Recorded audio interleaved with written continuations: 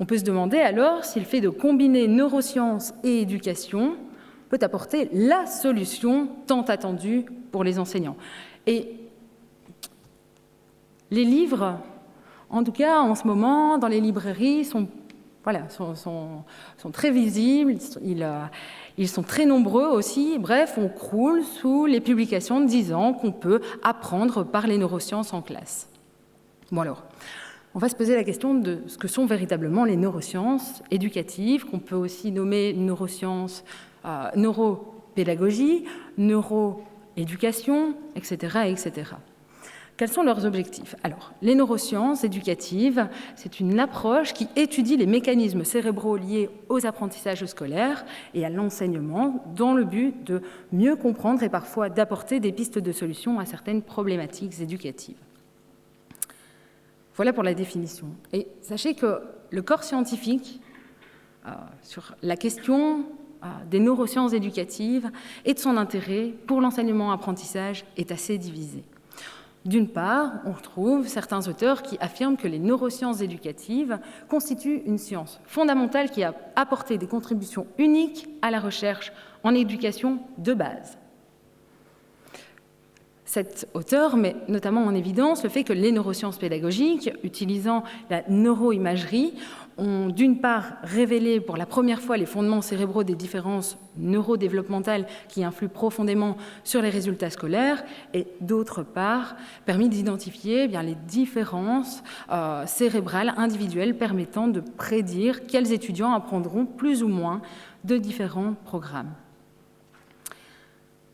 Certains scientifiques n'hésitent pas à annoncer, comme ici Stanislas Dehaene, qui l'avait écrit à l'époque en anglais, en 2011 en anglais, mais on traduit les écrits évidemment, qui disaient que comme tout mécanicien peut diagnostiquer un problème de moteur en visualisant le fonctionnement du moteur, eh bien, des enseignants capables de visualiser le fonctionnement du cerveau de l'enfant concevront spontanément de meilleures méthodes d'enseignement.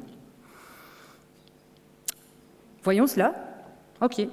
Prenons deux exemples. Vous pouvez faire rapidement l'exercice. On n'a pas énormément de temps, mais voilà, il a été démontré, grâce aux neurosciences, qu'il existe un circuit préférentiel de la lecture situé dans l'hémisphère gauche. Comment appliqueriez-vous cette découverte à votre pratique? Je vous vois assez mal, mais... OK. Un autre exemple. Le cerveau de l'enfant, même bébé, a déjà une région dans le sillon intrapariétal qui sous-tend le sens du nombre. Alors la question est identique, je ne vous prends pas de cours cette fois-ci. Comment appliqueriez-vous cette découverte à votre pratique? OK. Si vous avez la solution, venez me voir à la fin. Bon alors, Tornick a écrit « L'éducation dépend de la science de l'esprit et du cerveau, tout comme l'agriculture dépend de la botanique et de la chimie. »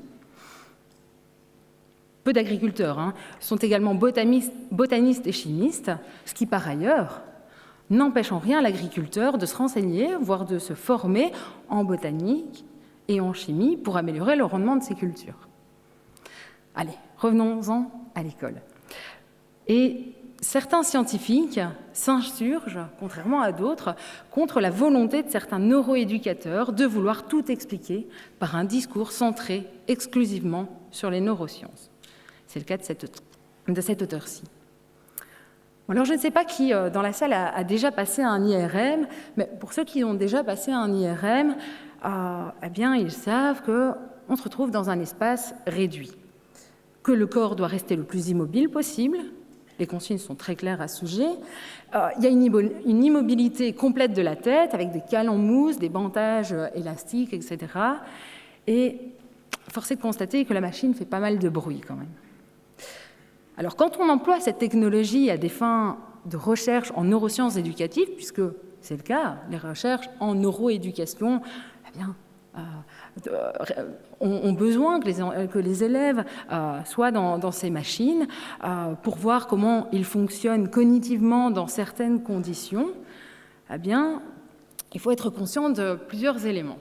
D'une part, c'est qu'on va demander à des élèves une fois installé dans cette machine, je n'ai pas osé dire confortablement installé dans cette machine, mais une fois installé dans cette machine, donc, de réaliser un certain nombre de tâches, dont les consignes apparaissent sur un écran ou via des haut-parleurs, via un casque ou via des écouteurs, en tout cas avec isolation phonique. Il y a une interaction qui se fait avec le professionnel, le chercheur, mais bon, le chercheur, je sais très bien où il est, puisque voilà, j'ai eu l'occasion lors de mon postdoc de participer à ce genre d'expérience. Le chercheur, il n'est pas à côté de l'élève, hein. Ben non, il n'y a personne d'autre dans la salle. Il est derrière un écran, dans une autre pièce, et il communique avec l'élève uniquement par microphone. Évidemment, pas d'équipement incompatible avec l'environnement magnétique. Et vous vous imaginez bien qu'il est hors de question qu'on demande à l'élève d'écrire la réponse à la question qu'on lui pose. Alors, il utilise un boîtier de réponse. Alors évidemment, on l'a entraîné à utiliser ce boîtier parce que utiliser le boîtier quand on n'a pas accès visuellement au boîtier, c'est aussi déjà quelque chose.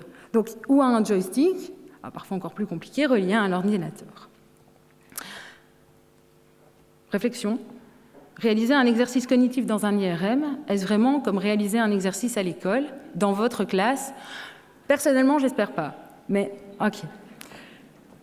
Alors, d'autres auteurs montrent que les neurosciences éducatives apportent des justifications triviales, évidentes, comme Browers, qui explique dans son article que les neurosciences permettent d'affirmer que l'apprentissage se poursuit tout au long de la vie. Oui, alors vous, je ne sais pas, mais je pense que si vous êtes ici, c'est que... Bon, ok, je ne vais pas plus loin. Autre découverte, c'est que les neurosciences permettent de conclure que l'émotion est pertinente pour l'apprentissage. Ben oui, des élèves stressés, angoissés, voire craintifs, parce qu'ils ont un enseignant qui fait peur, apprennent vraisemblablement avec plus de difficultés. Bon, là encore, si on devait se limiter à ce genre d'infos... Alors, les neurosciences permettent de conclure qu'un sommeil et un régime adéquat sont importants pour l'apprentissage.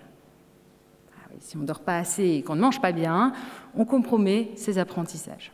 Les neurosciences permettent de conclure que l'étude dans des environnements calmes améliore l'apprentissage. Alors, bien qu'importantes, ces informations de neurosciences éducatives, si on se limite à ce genre de données, c'est bien tout le sens de mon propos ici, eh bien, n'aident pas les enseignants à déterminer quelles sont les pratiques à favoriser.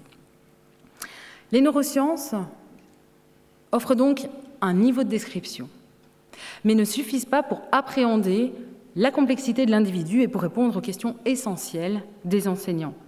Puisqu'il ne faut pas perdre de vue les questions essentielles d'un enseignant.